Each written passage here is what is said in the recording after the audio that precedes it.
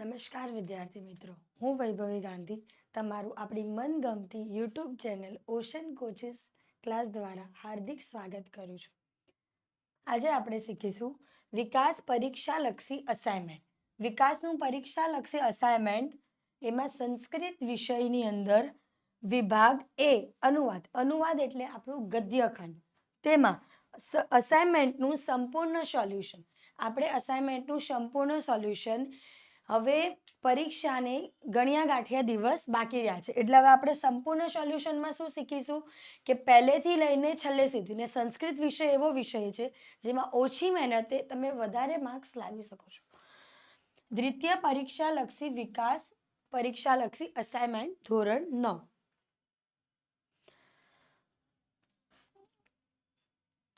વિકાસ પરીક્ષાલક્ષી assignment ધોરણ 9 જેનું પણ ખરીદવાનું બાકી હોય તેની લિંક આપણા ડિસ્ક્રિપ્શનમાં આપેલી છે. ને તમને વધુ માહિતી માટે ઘર બેઠા કોન્ટેક્ટ કરો 70 46 222 254 પર.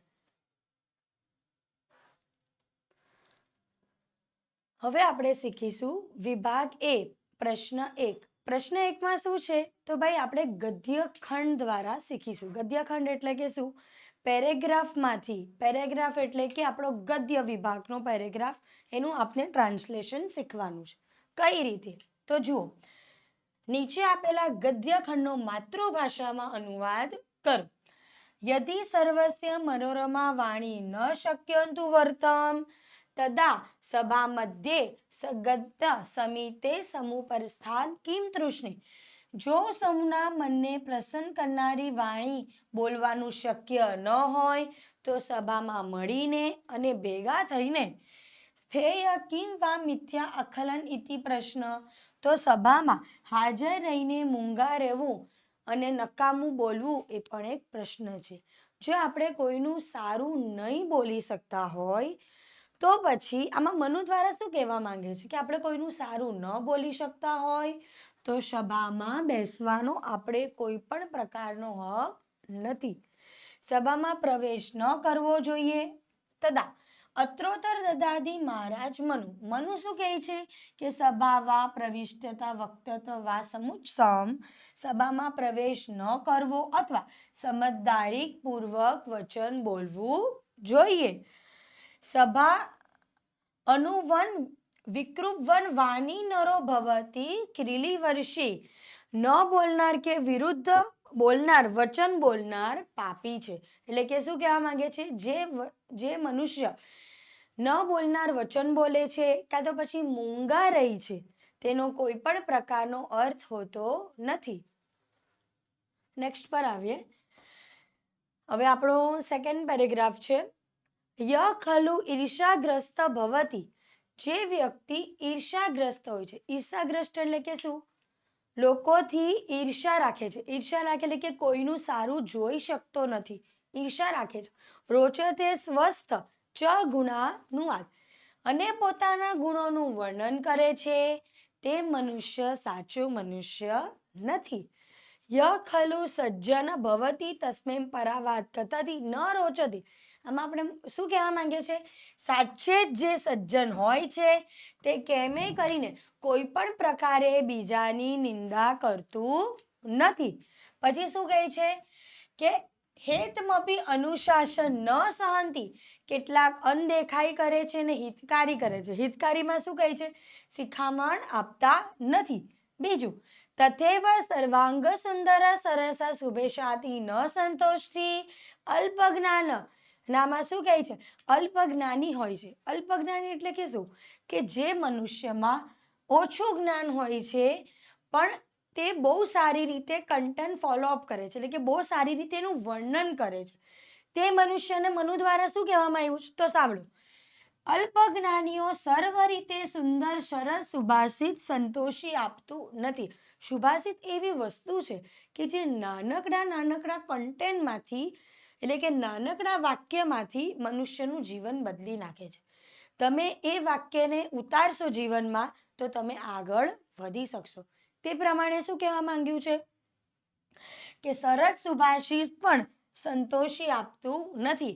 ને જે મનુષ્યની અંદર જ્ઞાન હોય છે તે તેનો ચોકસાઈ પ્રમાણે જો ઉપયોગ કરે તો એ જીવનમાં ખૂબ આગળ વધી શકે છે. આગળ વધીએ. Third paragraph. એમમ હિ કશ્ચિત કાવ્ય રસયતિ. એમ જ કોઈ કાવ્યમાં રસ લે છે.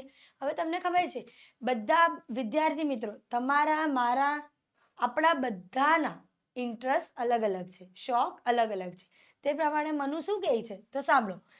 એવમ હિ કશ્ચિત કાવ્ય રસયતિ. એમ જ કોઈ કાવ્યમાં રસ લે છે. કશ્ચિત નાટ્ય. નાટ્ય એટલે કે શું? નાટક. કશ્ચિત શિલ્પ.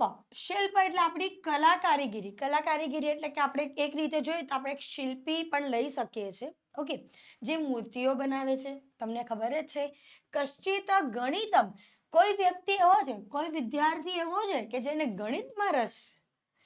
એવમ કશ્ચિત શૃંગાર પ્રિય ભવતી. કોઈ વ્યક્તિ એવો છે કે જેને શૃંગારમાં બહુ રસ છે. કશ્ચિત વીર રસ. વીર રસ એટલે કે શું? આપણા વીર મહાપુરુષો નો રસ છે. કશ્ચિત હાસ્ય રસ. કોઈ મનુષ્ય એવો છે કે જેને હાસ્યનો રસ છે. ને વિરલાય કશ્ચિત જનાય વિભિત્સક રોજ. ને કોઈ મનુષ્ય એવો છે જેને વિભિત્સ્ય રસ નો પણ રસ. એ ક્યારેક કોઈક જ મનુષ્ય એવું હોય છે, એ મનુ દ્વારા સમજાવવામાં આવે છે. ભાગ્યે જ કોઈને વિભિત્સ્ય રસ પણ ગમે છે. એમ રુચિઓનું વૈવિધ્ય અલગ અલગ નક્કી થાય છે. આપણે બધા છે અલગ અલગ વ્યક્તિ, આપણું રહેવાનું પહેરવેશ જાતિ અલગ અલગ છે, તો બધાનો શોખ, બોલવાની રીત, આચાર પ્રદાન પણ અલગ અલગ જ હોય છે. નેક્સ્ટ. એવમ સતી એકા એવ વાણી સર્વસ્ત માનસ સંતોષ્યા નાથી. એક જ વાણી બધાના સ્વભાવને સંતોષી શકતી નથી. કોઈનો સ્વભાવ હસમુખ હોય છે તો કોઈનો અલ્પધારી હોય છે. અલ્પધારીમાં શું કહી શકે? કોઈનો સ્વભાવ કઠોર હોય તો કોઈ માણસ હસમુખ હોય છે. તો કોઈને કોઈની નિંદા કરવી ગમતી નથી. એ પ્રમાણે ય ખલુ આકર્ષ સંસ્કાર સંસ્કૃતો ભવતી તસ્મેન મુદ્રી ઋત્વા ચ વાણી ન રોચતે. ખરેખર ઋષિઓ દ્વારા સ્વીકૃત કરાયેલ સંસ્કારયુક્ત હોય છે અને મૃદુ અને સરળ વાણી ગમે. મૃદુ એટલે કે શું?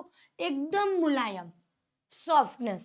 અને સરળ એટલે કે સાદી વાણી. બરાબર. ન તું કર્કશા કુટિલા. હવે કર્કશ વાણી દ્વારા તમને ખ્યાલ આવશે કે ભાઈ કાગડાની વાત કરી છે. બરાબર. એટલે કે કાગડો કર્કશ વાણી બોલે એટલે કે આપણા કાન અને આપણા મનને હણતી નથી એવી વાણી બોલે છે. કર્કશ અને કપટયુક્ત વાણી નહીં. અત એત સહ વાર્તા વસરે એતાદશી વાણી એવમ રુચિતા ભવતી. એટલે બધા સાથે વાતચીત પ્રસંગે એવી વાણી જ યોગ્ય હોય છે. એટલે કે શું કહેવા માંગે છે કે ભાઈ કોઈની સાથે આપણે વાત કરીએ છીએ તો આપણે આપણો સ્વભાવ અને વાણી મૃદુ અને કોમળ રાખવી જોઈએ. હવે આપણે વિભાગ એમાં અથવાના પ્રશ્નમાં આપણે એક આ ટોપિક પૂછાશે. કયો છે? આપેલા ગદ્યખંડનો અનુવાદ દોષ દૂર કરી અનુવાદ ફરીથી કરો. એટલે કે જેલભાઈ આમાં જે અનુવાદ આપેલું છે તેમાં જે પણ કઈ મિસ્ટેક છે, ભૂલો છે, એને સુધારીને આપણે લખવાનું છે. હવે આ પ્રશ્ન વિદ્યાર્થી મિત્રો અથવામાં આપેલો છે. ઓકે, જુઓ. પરંતુ ય જળ દુવ્ય સરંત અલસ્ય ચ સેવક ભવતી તસ્મે તત્યાધિપ્રાય કર્કશ વાણી વદતી કાર્ય ચ સંયુક્ત સ્વક્રિય પ્રયોજનત સંપાદતી. હવે આનો અર્થ શું છે આપણે બધાને ખબર જ છે. તો જુઓ, પરંતુ જે ચેતન, હવે તમને ખબર છે ચેતન એ ભાઈ ખોટું છે. ચેતન મનુષ્ય નહીં, આપણે શું આવશે? જડ. જડ એટલે કે શું? એકદમ જડીલો. પછી આપણે સારી ટેવ, તમને ખબર છે સાડી તો આવવાનું નથી, તેના બદલે શું આવશે? ખરાબ ટેવો માં રસિયો પશ્યો અને આળસુ સેવક હોય છે. એટલે કે જે માણસ જડીલો એટલે કે શું? કોઈની વાત સમજતો નથી, કોઈની વાત માનતો નથી અને તેના ખરાબ ગુણો. કેવા ગુણો ભાઈ? ખરાબ ગુણોથી કેવો બને છે ભાઈ? આળસુનો સેવક. કોઈની વાત માનતો નથી ને આળસુ બની જાય છે. પછી શું કહે છે, તે તેના માલિકનું ગણી કરીને મીઠી, મીઠી એટલે કે શું ભાઈ, મીઠી તો આવવાનું નથી, તો શું આવશે ભાઈ, કર્કશ વાત. કર્કશ વાત કોને કહેવાય, કે જે વાત મનુષ્યના સ્વભાવને, આપણે ખબર છે કાગડાની વાત આવે છે કર્કશમાં, કે જેનો સ્વભાવ અને એની બોલી આપણે ગમતી નથી, વાણી કહે અને કામકાજમાં જોડતો નથી. એટલે શું કરે છે, કામકાજમાં જોડે છે, એ મીઠું મીઠું બોલીને નહીં, પણ કર્કશ બોલીને ખરાબ વસ્તુ અને ઉપયોગ કરે છે અને જડ ખરાબ કરે છે. ખરાબમાં શું કરે છે કે ભાઈ આળસુ બની જાય છે. એ મનુષ્ય તેના જીવનમાં જોડે છે. કોને જોડે છે, કે ભાઈ સ્વાર્થ વૃત્તિને જોડે છે અને એનું કામ કઢાવી લે છે. આગળ જુઓ, નેક્સ્ટ. એતાદશાન જનાન દ્રષ્ટવા કિમ વ્યવહારે વાણી પ્રયોગ. બીજા સાથે વાતચીત કરવામાં આપણે કેવી વાણીનો ઉપયોગ કરવો જોઈએ? ઓકે. નહીં મૃગા સંતન યવા નોપ્યતે ઉપયંતે એવમ ભિક્ષુકા સંતિન સ્થાલ નથી શકતે. એવા પ્રકારના માણસો જોઈને શું વ્યવહાર, આપણે પહેલા જ બોલ્યા કે જે માણસ જેવો છે તેની સાથે કેવો વ્યવહાર કરવો જોઈએ, તો કરવો જોઈએ આવશે કે કરવો ન જોઈએ આવશે? તો ફર્સ્ટમાં શું આવશે, ત્યજી દેવો જોઈએ. એટલે કે આપણે બીજા સાથે વાતચીત કરવામાં ત્યજી દેવો, એટલે કે આપણી ખરાબ વૃત્તિ છે તેને શું કરી નાખવાનું છે, કાઢી નાખવાનું છે. મૃગા સંતિન યવા નોપ્યતે ઉપયંતે એવમ ભિક્ષુકા સંતિ. પછી શું કહે છે, હા હા, હા હા નું શું આવશે, ના ના. કઈ રીતે, તો જુઓ, ના ના શું, પ્રાણીઓ એમ વિચારી ઘઉં વાવવા આવતા નથી. ઘઉં વાવવા આવવા નથી એટલે કે શું, તમને ખબર છે આપણે શેની વાત આવે છે ચેપ્ટરની અંદર, જવની. કેની વાત આવે છે, જવ આવતા નથી, વવાય જ છે. ભિક્ષુકો એમ વિચારીને શું તપેલીઓના ચૂડા ચડાવવામાં આવે છે, તો ચડાવવામાં આવતા નથી. બરાબર. તો હવે આપણું સોલ્યુશન શું આવશે, કરવું જોઈએનું શું આવશે, ત્યજી દેવું. હા હા નું શું આવશે, ના. પછી ઘઉંનું જવ અને આવે છે એનું શું આવશે, આવતા નથી. બરાબર. તો આગળ જોઈએ આપણે. એકસ્મિત પરિવાર જાતાના સમાના ચાર વિચારા જનાપી ભિન્ન ભિન્ન. એક જ પરિવારમાં રહેતા વિદ્યાર્થીઓ, વ્યક્તિઓ, મનુષ્યોના વિચાર કેવા છે, ભિન્ન ભિન્ન. હવે આ વાત તો ભાઈ આપણી ખોટી. કેવી રીતે ભિન્ન ભિન્ન, એક જ પરિવારમાં જન્મ હોય તો વિચાર તો સરખા જ હોવાના. તો અહીંયા એક આપ્યું છે, એક સરખી વૃત્તિ આવશે, તેને ખોટું મૂકીને શું આવશે, એક સરખા વિચાર આવશે. બરાબર. રુચિ ભવંતી કિમભૂન વિભિતેતૃ પરિવાર ઉત્પન્નતા જના વાર્તા. અર્થ શું આવે છે, વળી એક જ પરિવાર. હવે એક પરિવાર તો નહીં આવે, શું આવે ભાઈ, જુદા જુદા કે જુદી જુદી. જુઓ, પરિવારમાં જન્મેલા માણસોની વાત ન્યારી હોય છે. ન્યારી એટલે શું કહી શકાય આપણે ભાઈ, શું કરવી. ન્યારી એટલે કે શું કરી શકે, તો શું એક જ પરિવારમાં રહેલા જન્મેલા લોકો એક સરખા વિચાર, એક સરખી તો ભાઈ જુદી જુદી આવે. બરાબર. અને એક જ પરિવારમાં જન્મેલા માણસોની વાત નારી છે, એટલે કે શું કરવી. આપણે આમાં મનુ શું પૂછે છે ભાઈ, પ્રશ્ન પૂછે છે કે ભાઈ એક જ પરિવારમાં જન્મેલા લોકો વિશે શું વાત કરવી. આમ નેક્સ્ટ ચોથા પર આવીએ. વસ્તુન સુદુર્લભા સર્વ મનોરમા વાણી. શું કહે છે, ખરેખર સૌના મનને ગમે એવી વાણી સુર્લભ. હવે તમને ખબર છે સુર્લભ નો અર્થ શું થાય છે ભાઈ, દુર્લભ. સુર્લભ આવતું નથી, દુર્લભ એટલે શું કહેવાય, તો ભાઈ ક્યારેક જ. બધા લોકો એટલે કે વિચારશણા ન ભવતી કેશ્ચિન મંદ ઇતિવા. મંદા એટલે કે શું ભાઈ, ધીરે ધીરે. ને કેશ્ચિન અજ્ઞા ઇતિવા સ્નેહપૂર્ણા વાણીમપી ભાવે તેચુ ન પારન્યતિ. તો જુઓ, કઈ રીતે આવશે આપણું ટ્રાન્સલેશન ફરીવાર જોઈએ. ખરેખર સૌના મનમાં ગમે તેવી વાણી સુરલભ છે એની જગ્યા ભાઈ શું આવશે ભાઈ? દુર્લભ. બધા લોકો દાહ્યા કે વિરુદ્ધ હોય છે તો ભાઈ વિદ્રવ એના શું કહે છે? હોતા નથી ભાઈ, હોતા નથી. કેટલાક બુદ્ધિવાળા, તો આમાં શું આવે છે ભાઈ? બુદ્ધિવાળા મનુષ્ય હોય તેને આપણે સમજાવવું પડતું જ નથી. આ તો મન બુદ્ધિ મનુષ્યની પાછળ આપણે સમય વ્યક્ત કરીએ છીએ. બરાબર છે? આગળ આવો. જ્ઞાની. જ્ઞાનીનું ભાઈ શું આવશે? મન બુદ્ધિના વ્યક્તિ છે તો શું આવે ભાઈ? વિદ્યાર્થી મિત્રો શું આવશે? અજ્ઞાની હોય જે સ્નેહપૂર્વક વાણી સમજી શકતા નથી. સ્નેહપૂર્વક એટલે કઈ વાણી? કે જે પ્રેમથી સંવાદથી આદરથી જે વાણી આપે છે તે સમજી શકતા નથી. નેક્સ્ટ હવે આવશે પ્રશ્ન 3. પ્રશ્ન 3 માં તમને શું પૂછાવાનું છે કે નીચે આપેલા સંસ્કૃત પ્રશ્નોનો ઉત્તર વિકલ્પોમાંથી શોધીને સંસ્કૃતમાં લખો. તો જો કશ્મીર વિરલાય જનાયા કરોચતે.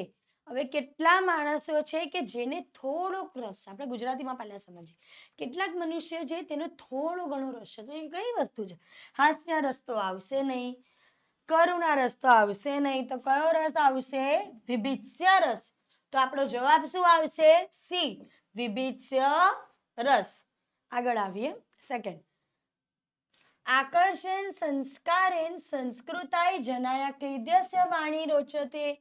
એટલે કે જે ભાઈ સંસ્કૃતમાં છે તો કઈ વાણી છે? તો ઋતુજ્વવી, આપણા ઋષિઓની વાણી, કે જે આપણે શીખવાડ્યું છે કે મૃદુ અને સરળ ભાષામાં આપણે જ્ઞાન મેળવીએ. આગળ નેક્સ્ટ પર આવો. પરસ્ય દુર્ગુણો અનુવાદ કસ્મે રોચતે. તો ઈર્ષ્યાગ્રસ્ત, દયાગ્રસ્ત, માનગ્રસ્ત. હવે જે મનુષ્ય દુર્ગુણો છે તેની વાણી કેવી છે? તો ભાઈ ઈર્ષ્યાગ્રસ્ત. આપણે હમણાં જ ભણી ગયા. ઈર્ષ્યાગ્રસ્ત કે શું? કે જે લોકોની ઈર્ષ્યા કરે છે, લોકોનું સુખ જોવાતું નથી, અને બીજે શબ્દનો આપણે ઉલ્લેખ કરીએ તો તે પોતાની તારીફ કરે છે, પોતાની પ્રશંસા કરે છે, અને બીજાની શું કરે છે? નિંદા કરે છે. તે મનુષ્યને આપણે કયો મનુષ્ય કહીશું? ઈર્ષાગ્રસ્ત. નેક્સ્ટ, સ્નેહપૂર્ણમપી વાણી કેમ ભાવયતુ ન પારસ્યંતિ.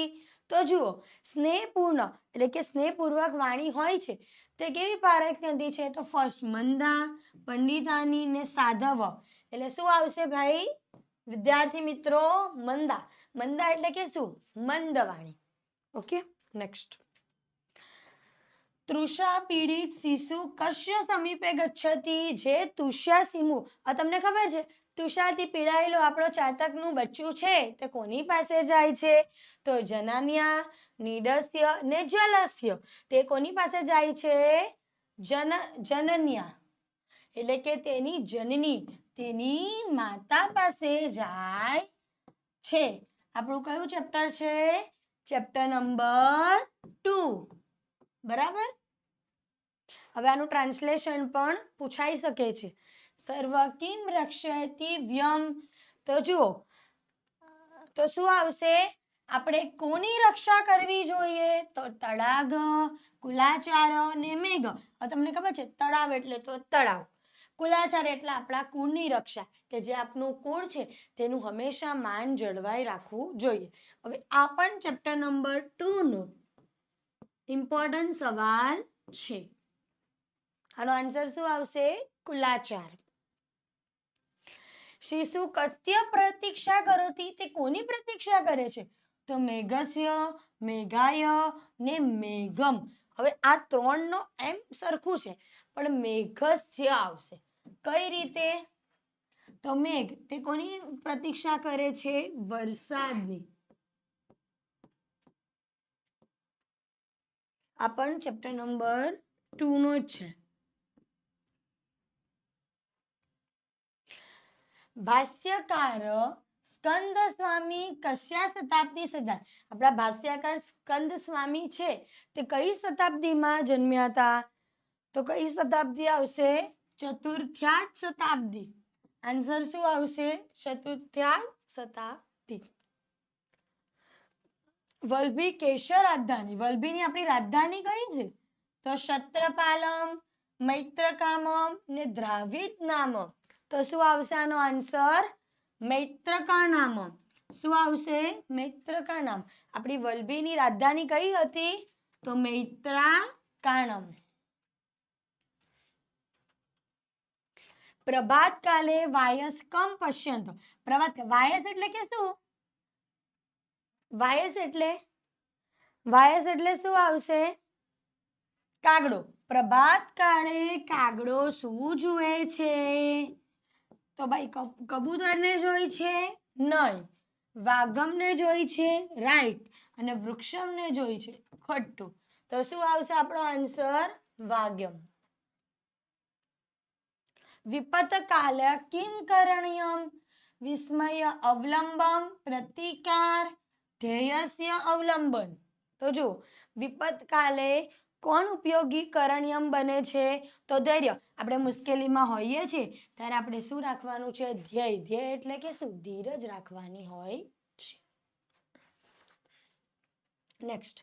સંન્યાસ ક્રીડસ્ય સંકલમ વર્તતે. તો સંન્યાસીનો સંકલ્પ કયો છે? તો શું આવશે? મનોગત. જવાબ શું આવશે? મનોગત. નેક્સ્ટ. ગાંધી મહોદય પુરત કિમ કરતું સત્યદેવ સમર્થ ન ભવતી. હવે ગાંધી મહોદય છે તે તેના કાર્યમાં સત્યદેવને કિમ સમર્થ ન ભવતી. તો રોષ પ્રકટ. એટલે કે તમને ખબર છે ભગવા વસ્ત્ર ધારણ કરનાર વાળું હતું. ગાંધીજીએ ભગવા વસ્ત્ર ધારણ કરવાની શું પાડી હતી? ના પાડી હતી એ વાળું. હવે આપણે આવશે પ્રશ્ન નંબર 4. પ્રશ્ન નંબર 4 માં આપણે શું છે? તો સવાલ જવાબ છે. નીચે આપેલા પ્રશ્નોના ઉત્તર માતૃભાષામાં લખો. કોઈ પણ એક. એટલે કે શું? તમને સવાલ આપ્યો હશે તે કોઈ પણ એક જવાબ કઈ ભાષામાં લખવાનો છે? આપણી ગુજરાતી ભાષામાં લખવાનો છે. તો જુઓ, આ સંસાર ભિન્ન ભિન્ન રુચિઓ વાળું છે. કઈ રીતે? તો જોઈએ. સંસારમાં જે વસ્તુ એક વ્યક્તિને ગમે છે, ભિન્ન ભિન્ન રુચિઓ વાળું કેવું? જે વસ્તુ એકને ગમે છે તે બીજા વ્યક્તિને ગમતી નથી. એક જ પરિવારમાં રહેતા લોકોના, તમને ખબર છે આપણે ભણી ચૂક્યા છે આના આગળના ભાષાંતરમાં પ્રશ્ન 1માં કે એક જ પરિવારમાં રહેતા લોકોના આચાર પ્રચાર, પ્રશ્નાર્થ, આચાર પ્રદાન બધું વિવિધતામાં જોવા મળે છે. તેની બોલવાની રીત, હાવભાવ, રહેણી કરણીમાં ફરક પડે છે. કઈ રીતે? સંસારમાં જે વસ્તુ એક વ્યક્તિને ગમે છે તે બીજી વ્યક્તિને ગમતી નથી. એ ઉપરથી કહી શકાય કે આ સંસાર ભિન્ન ભિન્ન રુચિઓ વાળો છે. કેવો છે? અલગ અલગ રુચિઓ વાળો છે. એક જ પરિવારમાં જન્મેલા એક સરખા આચાર વિચાર વાળા લોકોને પણ જુદી જુદી રુચિ હોય છે. એટલે કે બોલી, રહેણી કરણીમાં અલગ પડે છે, ભિન્નતા આપણે જોવા મળે છે. નેક્સ્ટ. મૃદુ અને રુજુ વાણી કોને ગમે છે? મૃદુ અને વાણી કોને ગમે છે? જે વ્યક્તિ ઋષિઓના સંસ્કારથી સંયુક્ત હોય છે. અને મૃદુ અને રુજુ એટલે કે સરળ. સરળ એટલે કે સૌના મનને હણી લઈને સરળ અને મૃદુ. મૃદુ એટલે આપણે સમજી ગયા નરમ. બરાબર. વાણી ગમે છે. આગળ થર્ડ પર આવીએ. ઈર્ષ્યાગ્રસ્ત માણસને કોનું શું ગમે છે? તો ઈર્ષ્યાગ્રસ્ત માણસને બીજાના દુર્ગુણ અને પોતાના ગુણોનું વર્ણન સાંભળવું ગમે છે. શું ગમે છે? તો ઈર્ષ્યાગ્રસ્ત માણસને બીજાનું દુર્ગુણ એટલે કે બીજાનું સારું બોલવું અને પોતાના ગુણોનું વર્ણન. પોતાનું હંમેશા સારું બોલશે અને બીજાનું હંમેશા ખરાબ બોલશે. એ વસ્તુ તેને ગમે છે. આ સવાલ આપણે પૂછાઈ શકે છે. મોસ્ટ આઈએમપી છે. વિદ્યાર્થી મિત્રો આના પર ધ્યાન આપજો. સભામાં જઈને કેવું બોલવું જોઈએ? તો સભામાં જોઈને આપણે કેવું બોલવું જોઈએ? કે મહર્ષિ મુનિના મત પ્રમાણે આપણા મનુ શું કહે છે? સભામાં જઈને માણસે સમજદારીપૂર્વક વચન બોલવું જોઈએ. સમજદારીપૂર્વક એટલે કે શું? જોઈ વિચારી અને સમજીને બોલવું જોઈએ. એવું વચન ન બોલો કે વિરુદ્ધ વચન બોલનારો માણસ પાપી છે. એટલે કે એવું વચન ન બોલવું જોઈએ કે આપણે આપણી ગણના કેમાં થઈ જાય? પાપીમાં. આગળ નેક્સ્ટ. 5મું, કુલાચાર એટલે કે શું? આ વિદ્યાર્થી મિત્રો આ પ્રશ્ન પર ધ્યાન જરૂર આપજો. કુલાચાર એટલે શું? કુલાચાર એટલે કુળનો આચાર, કુળની પરંપરા કે પ્રભુ કુળની પરંપરા કી રીત હતી એ વચનથી રહેવું. એટલે કે શું? આપણા કુળની એટલે એક વચન, આપણા કુળ છે, આપણો સમાજ છે, તેની જે પરંપરા છે તે પ્રમાણે આપણે એક વચનમાં રહેવાનું છે. કઈ રીતે એક વચનમાં રહેવું?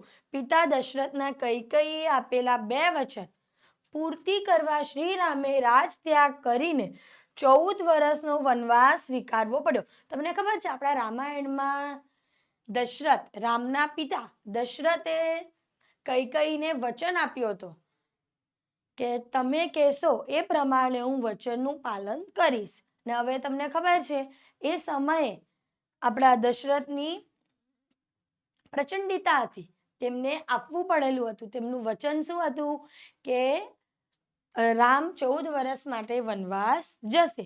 એ પ્રમાણે તેમની કુળની પરંપરા પ્રાણ જાય પણ વચન જાય નહીં, તેનો એમને બખૂબી ખ્યાલ રાખ્યો હતો.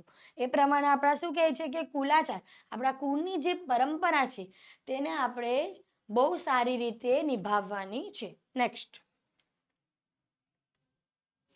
માતા ચાતકને શું ન કરવા કહે છે?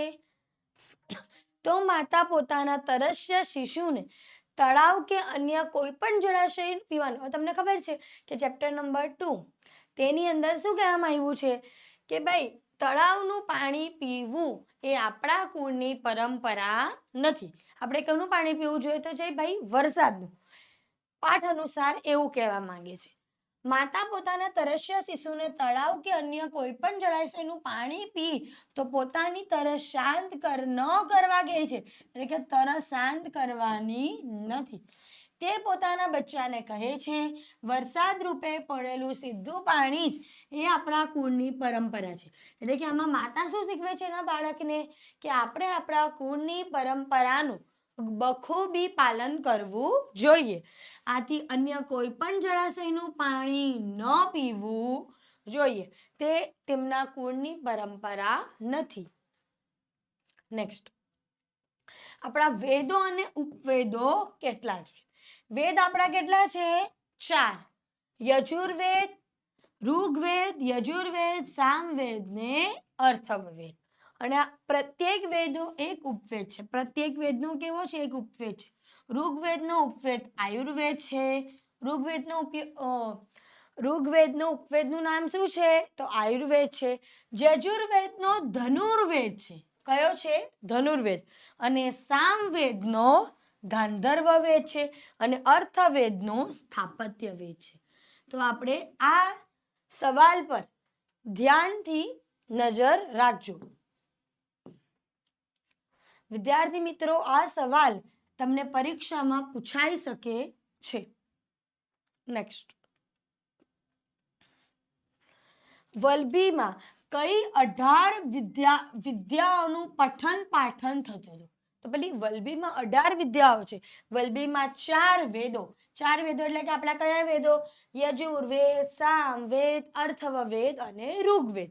આ 4 વેદો, 6 વેદાંગો, પુરાણો, ન્યાયશાસ્ત્ર, મીમાંસા દર્શન, સ્મૃતિ ગ્રંથ, આયુર્વેદ, ધનુર્વેદ, ગંધર્વવેદ,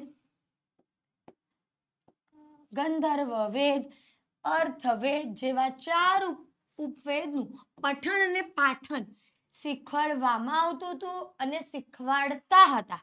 તે પ્રમાણે પાલન થતું હતું. વલભીમાં 4 વેદો, આપણા 4 વેદો, 6 વેદાંગો, પુરાણો, ન્યાયશાસ્ત્ર, મીમાંસા દર્શન, સ્મૃતિ ગ્રંથ, આયુર્વેદ, ધનુર્વેદ, ગંધર્વવેદ, અથર્વવેદ જેવા 4 વેદોનું પાઠન અને પઠન થતું હતું. નેક્સ્ટ પર આવીએ. ચોખાના કંઠથી લોભાયેલા કબૂતરને જોઈને ચિત્રગ્રીવે શું કહ્યું?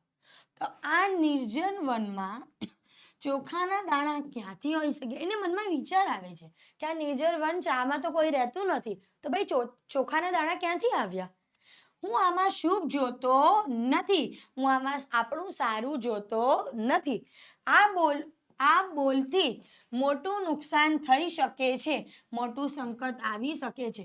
એટલે કે શું કહે છે? હવે નિર્જર વન છે, ત્યાં કોઈ વસ્તી નથી, કોઈ રહેતું નથી, તો ભાઈ ચોખાના દાણા આવ્યા ક્યાંથી વિદ્યાર્થી મિત્રો? તો શું કહેવા માંગે છે કે આમાં એ સુખકારી જોતો નથી, કદાચ એ દાણા શિકારીએ પણ નાખ્યા હોય. એવું કોણ વિચારે છે? કબૂતર ચિત્રગ્રીવ. કબૂતરો કઈ રીતે ઝાડમાંથી મુક્ત થયા? તો સમજીએ. પારઘીને પાછો ફરેલો જોઈને ચિત્રગ્રીવના કહેવાથી કબૂતરો મૂષકરાજ હિરણ્યની પાસે ગયા. બધા કોની પાસે ભેગા મળીને ગયા? તો મૂષકરાજ હિરણ્ય પાસે. ચિત્રગ્રીવના મિત્ર મૂષકરાજે પોતાના તીક્ષ્ણ દાંતોથી કબૂતરને બંધનમાંથી કાપી નાખ્યા. તમને ખબર છે કે નેટમાં કબૂતરો શું હતા? ફસાયેલા હતા. તો તેણે શું કર્યું? તો તે કોની પાસે જાય છે? તો ભાઈ મૂષકરાજ પાસે, કે તે પોતાના તીક્ષ્ણ દાંતોથી શું કરે છે? ઝાડ કાપી નાખે છે. નેક્સ્ટ પર આવીએ. સાબરમતી આશ્રમમાં શું ચાલતું હતું? તો સાબરમતી આશ્રમમાં સ્વતંત્રતા આંદોલનનો બધો જ વ્યવહાર ચાલતો હતો. બરાબર. સ્વતંત્ર આંદોલન ક્યારે કરવાનું છે, કઈ ચળવળ કરવાની છે, કયા સમયે કરવાનું છે, તેનો સંપૂર્ણ વ્યવહાર કેમાં ચાલતો હતો? તો સાબરમતી આશ્રમમાં. સંન્યાસીઓ સાથે આપણા દેશ લોકો કેવો વ્યવહાર કરે? સંન્યાસી એટલે કે શું?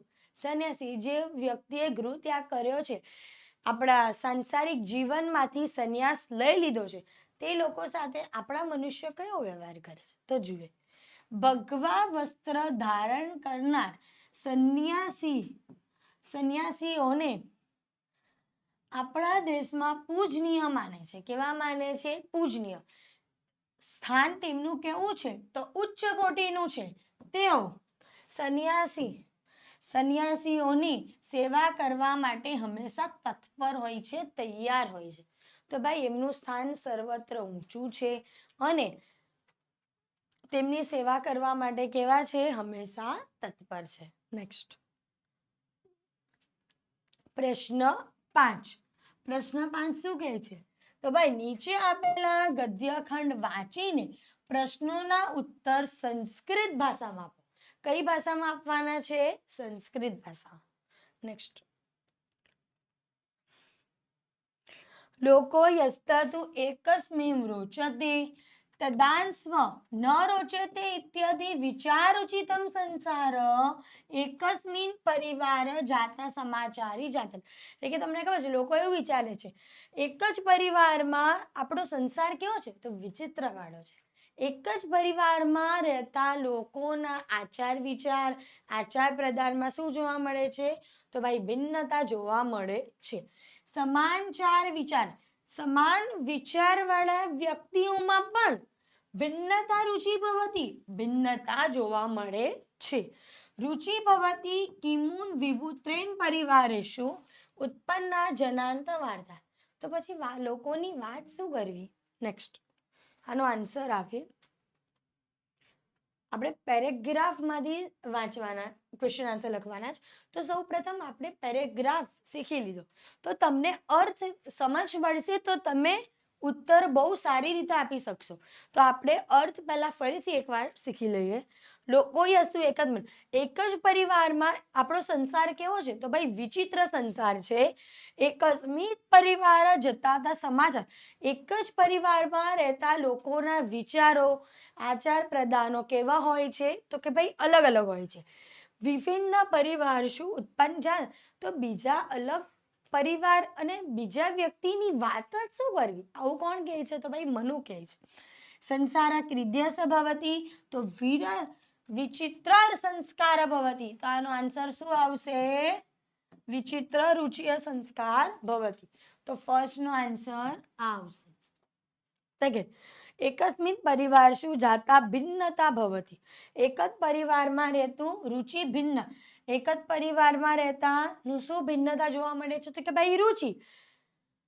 તો શું જોવા મળે છે? રુચિ. રુચિ એટલે કે શું? આપણા શોખ, વિચારસરણી. નેક્સ્ટ, વિભિન્નેષુ પરિવાર જાતન કા કરીષ્યામિ? વિભિષુ પરિવાર જાતન વાર્તા ન કરીનામી. એટલે કે એક જ પરિવારના લોકોમાં આટલી બધી ભિન્નતા જોવા મળે તો કઈ ભાઈ કે અલગ અલગ પરિવારમાં રહેતા લોકો છે તો તેની તો આપણે શું વાત કરવી. નેક્સ્ટ, હવે આપણો સેકન્ડ પેરેગ્રાફ છે. સમાન વિલિત પુત્રેન કશ્ચિત મધુ રોચતી, કશ્ચિત લવણ, કશ્ચિત ચામ્ય રસામતી, એવમ હિ કશ્ચિત કાવ્ય રસતી. તો કશ્ચિત આમાં શું કહે છે કે અલગ અલગ પ્રકૃતિ વાળા લોકોનો શોખ અને સરખી પ્રકૃતિ વાળા લોકોનો શોખમાં પણ ભિન્નતા જોવા મળે છે. કોઈ વ્યક્તિ એવું છે કે જેને કાવ્યમાં રસ છે, તો કોઈ વ્યક્તિ એવું છે જેને નાટ્યમાં રસ છે. આપણે ટ્રાન્સલેશનમાં પ્રશ્નપત્રમાં પ્રશ્ન 1માં ભાષાંતરમાં આપણે આનું ટ્રાન્સલેશન શીખ્યા. કશ્ચિત રસયતી કાવ્ય, કશ્ચિત નાટ્ય, કશ્ચિત શિલ્પ. શિલ્પ એટલે કે શું? આપણી કલા કારીગીરી. કશ્ચિત ગણિતમ. કોઈ વિદ્યાર્થી એવો છે કે જેને ભાઈ ગણિતમાં રસ છે. એકસ્મિન કશ્ચિત શૃંગાર પ્રિય ભવતી, કશ્ચિત વીર. કોઈ એવો વ્યક્તિ છે કે જેને કયો રસ ગમે છે? શૃંગાર રસ ગમે છે. તો કોઈ એવો વ્યક્તિ છે જેને વીર રસ ગમે છે. કશ્ચિત કરુણ. કોઈ એવો વ્યક્તિ છે જેને કરુણ રસ ગમે છે. કરુણ રસ એટલે શું? દુઃખ. બરાબર. કશ્ચિત હાસ્ય રસ. તો કોઈ વ્યક્તિ એવો છે જેને કયો રસ ગમે છે? હાસ્ય રસ. વિરલાય કશ્મિત જનાયા વિભિત્સ્ય રસ ઇતિ નામત્વ રુચિત્વ વ્યવસ્થિત ભવ. તો કોઈ વ્યક્તિ એવો છે જેને કયો રસ ગમે છે? વિભિત્સ્ય રસ. બરાબર. આના પ્રશ્નો આપણે જોઈએ. કશ્ચિત રોચતા. તો કશ્ચિત કેવું રોચતા આવશે? તો અહીંયા આપેલું છે મધુર રોચક. બરાબર વિદ્યાર્થી મિત્રો, આનો સવાલનો જવાબ આપણે પેરેગ્રાફમાંથી જ મળે છે, ફર્સ્ટ જ લાઈનમાંથી. કશ્ચિત રોચત તો મધુર રોચત. કે ભોજનસ્ય અત્ર વિતરાણી અત્ર મધુર લવણ ચામ્ય ભોજન રસ. મધુર લવણ્ય એટલે કે આવા ભોજનના રસમાં ઉપયોગ થાય છે. વિભિત્સ્ય રોગ રસથી વિરલાય કસ્મી જના. વિરલા એટલે કે કોઈક માણસ, 100માંથી માણસ ખાલી 2 વ્યક્તિ હોય છે કે જેને વિરલાય રસ, વિભિત્સ્ય રસ અતિ પ્રિય હોય છે. એવો ભાગ્ય જ વ્યક્તિ જોવા મળે છે. એવમ વ્યવહારે દપી પ્રવૃત્તિ વાણી સર્વાન સમાન ન સંતોષી વસ્તુ સુલભ વાણી સદૈવ જના વિક્ષ્ય ન ભવતી. એવમ વ્યવહારની જે વાણી છે તે સમાન રૂપે સંતોષતી નથી. વસ્તુને દુર્લભ સર્વ મનોરમા વાણી એટલે કે બધાના મનને હણી લે એવી વાણી કઈ છે? આના આન્સર છે કૃદ્યસ વાણી સર્વાન સમાન રૂપ ન સંતોષતી. તો કઈ વાણી આવશે? તો ભાઈ વ્યવહારી વાણી તે બધાના દુઃખને હણી લેતી નથી.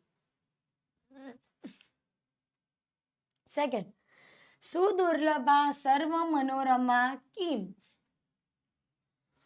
સુદુર્લભા સર્વ મનોરમા વાણી સર્વજના કૃદ્યસ ન ભવતી. તો શું આવશે? સર્વજનાના વિચક્ષણા ન ભવતી. આનો જવાબ શું આવશે? તો વિચક્ષણા. કેચિત મંદા ઇતિ વા કેચિત જ્ઞા ઇતિ વા સ્નેહપૂર્ણા વાણી અપી ભાવતું ન પારયતિ.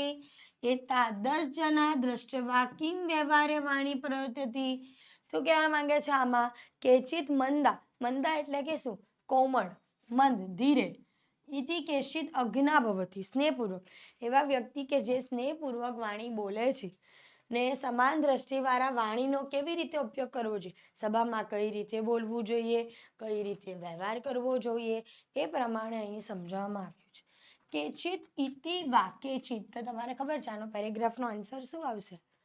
તો કેચિત મંદા શું આવશે? પહેલામાં મંદા અને બીજામાં અજ્ઞા. ઓકે, તો નેક્સ્ટ વ્યવહારે કિમ ન પરિત્યક્તિ, તો વ્યવહારે વાણી પ્રયોગી પરિત્યવ્યક્ત્ય. સ્નેહપૂર્વ વાણી ન પારત્યતી, તો શું આવશે? ભાવયતુ. ભાવયતુ એટલે કે ઇમોશન. ઇમોશનમાં કે ભાવપૂર્વક. Thank you. વિદ્યાર્થી મિત્રો, આપણે આ ધોરણ 9નું વિકાસલક્ષી પ્રશ્નપત્રનું સંપૂર્ણ સોલ્યુશનમાં વિભાગ એ પૂર્ણ કર્યો છે. હવે નેક્સ્ટ વિડીયોથી વિભાગ બી આપણે કરીશું. ત્યાં સુધી લાઈક કરો, શેર કરો અને સબસ્ક્રાઈબ કરો. ને જે વિદ્યાર્થી પાસે વિકાસ પરીક્ષાલક્ષી અસાઇનમેન્ટ નથી, તેની લિંક ડિસ્ક્રિપ્શનમાં આપેલી છે, તે લઈ લેવું. Thank you.